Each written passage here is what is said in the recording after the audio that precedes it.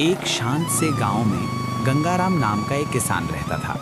उसकी पहचान उसके खेतों से नहीं बल्कि उसकी सच्चाई से थी। गंगाराम के पास जमीन कम थी, साधन सीमित थे, लेकिन उसका मन साफ था। वो मानता था कि खेत में अगर बीज सच्चाई का बोया जाए तो फसल हमेशा अच्छी ही होती है।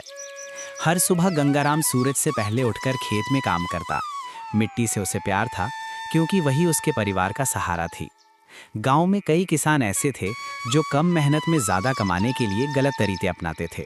नाप में बेईमानी, मिलावट और झूठ। गंगाराम उनसे दूर रहता।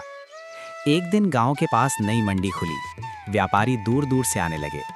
एक व्यापारी ने गंगाराम को बुलाकर कहा कि अगर वो अनाज में थोड़ा मिलावट कर दे तो उसे ज्यादा दाम मिलेंगे। गंगाराम के मन में घर की जरूरतें घूम गई, लेकिन उसने साफ मना कर दिया। उस साल मौसम ने फिर धोखा दिया।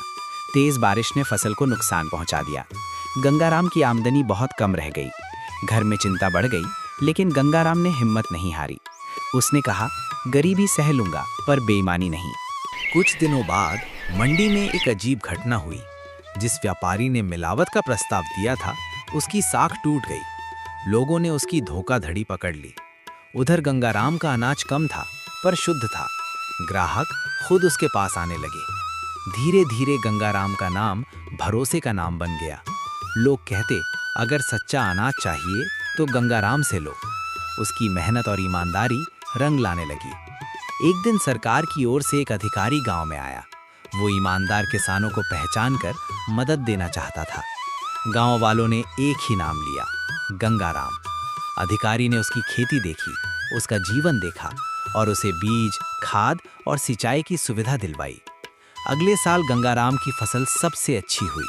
उसके घर में खुशहाली आई, लेकिन उसका स्वभाव वैसा ही रहा, सादा और सच्चा। वो जानता था कि सच्चाई देर से सही लेकिन सही जगह जरूर पहुंचती है। आज भी गंगाराम बच्चों को यही सिखाता है कि खेत में सिर्फ अनाज नहीं, इंसान अपने संस्कार भी बोता है। जो किसान सच्चाई बोता है, उसकी फसल भरोसे और सम्मान की होती है।